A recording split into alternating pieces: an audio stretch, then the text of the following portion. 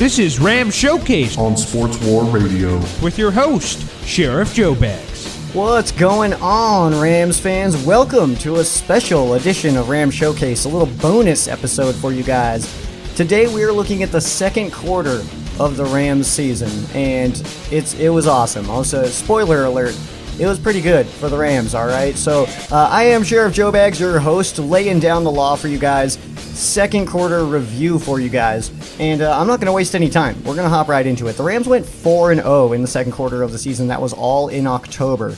The Rams did win Week 5 at Seattle, 33-31, then at Denver, 23-20, at the 49ers, 39-10, and then at home against the Green Bay Packers, 29-27, which was that last game in the second quarter. So what we're going to do here, for those of you guys that missed the first version of this, is we're going to talk about the special teams, the offense, and the defense, grade them individually, and then give a team grade. We're just looking at the second quarter. Of course, a lot of the stuff I'm talking about will kind of span over the whole season, and kind of some stats and stuff like that we'll give you based on the whole season, but this is what we're looking at. We're looking at the second quarter, so let's hop right into it. The special teams of the Rams, I mean, obviously the Rams have a pretty strong special teams. I think everybody kind of knows that. It's kind of a league-wide knowledge, is that the Rams special teams is really strong. Cory Littleton got another blocked punt that was at the San Francisco 49ers.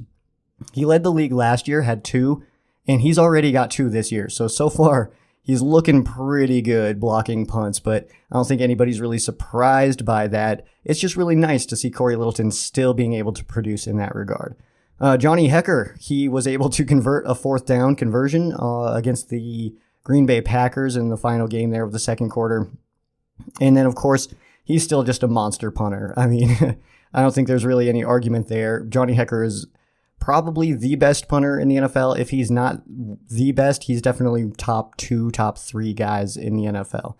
Greg Zuerlein is back from injury. He missed the first 2 games of this quarter, but he did return and has not missed since returning. He went 3 for 3 on field goals and 4 for 4 extra points against the 49ers in Week 7, and then in Week 8 went 2 for 2 for field goals and 1 for 1 extra points. Of course, the Rams did go for 2 a couple of times in that game. So Blake Count is doing a pretty good job in Pharoh Cooper's absence, returning kicks. He's able to produce, and he's doing above average, and that's definitely what I would say. And then JoJo Natson at punt return.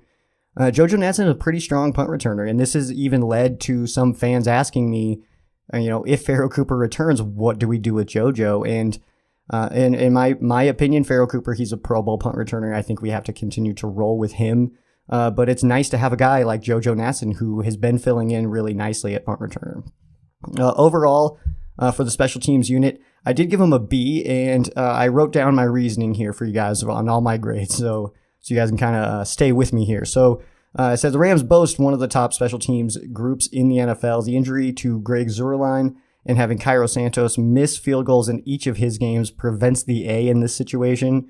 But overall, the Rams special teams unit has done a great job and are basically responsible for the win against the Packers. So it wasn't necessarily the strongest offensive performance against the Packers, not necessarily the strongest defensive performance against the Packers, but the special teams really stepped up, and I would say is responsible for that win.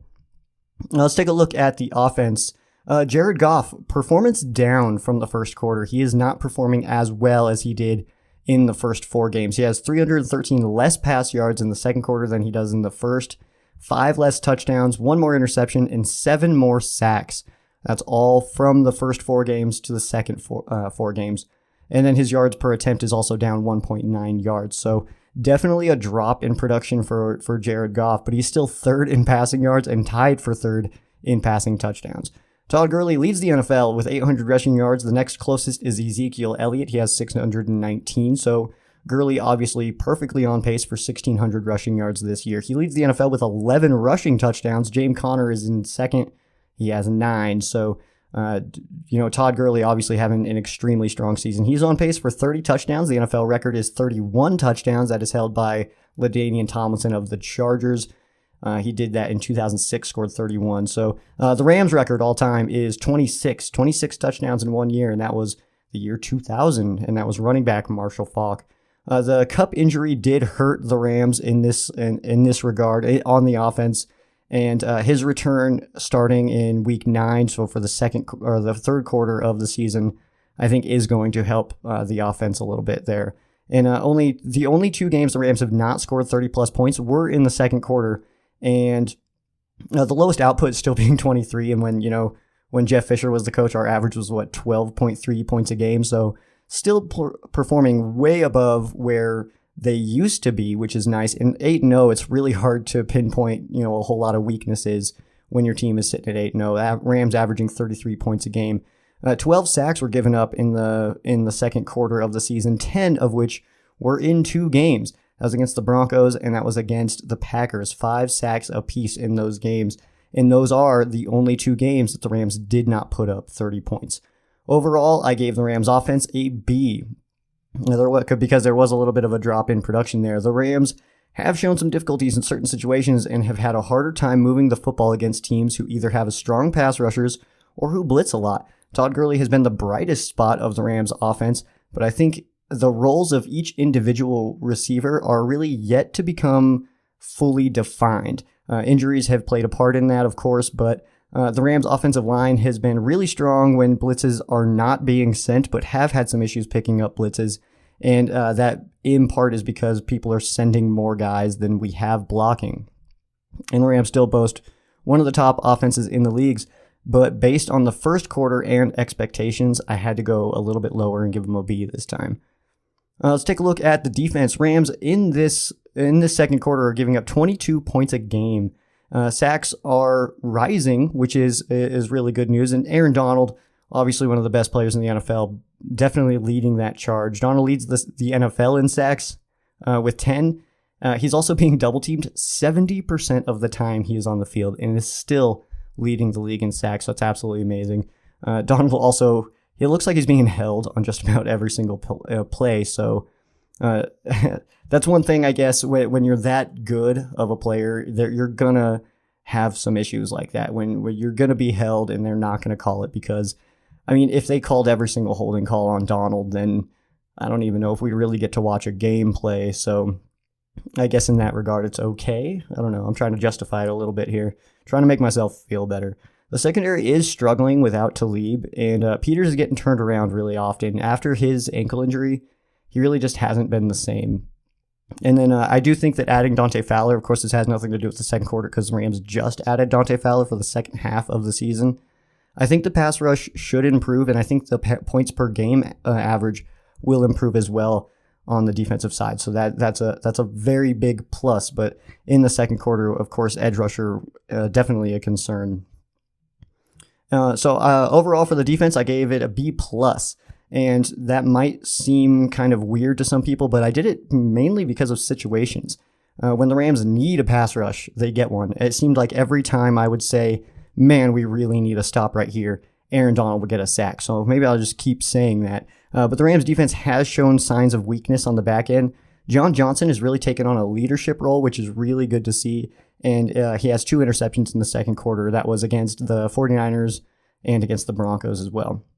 The Rams pass rush has improved since the first quarter, and I think it will get better with Dante Fowler coming in. I don't see a way that Fowler comes in and makes our pass rush worse, especially considering he'll probably be taking over for Matt Longacre, who really hasn't been very productive on the defense so far this year. Let's take a look at the overall team. In that second quarter, outscored their opponents 124-88. That's a 36-point differential, and they did not lose. I can't stress that enough. They didn't lose. So, I mean, they're doing something right. Despite not getting a B+ is what I'm giving the team overall. Despite not getting a grade above a B+ in any of the specific sides of the ball, the Rams have found ways to win games. Each side of the football has shown its weaknesses, considering, special teams at the kicker position, defense on the back end, and then on the offense picking up blitzes.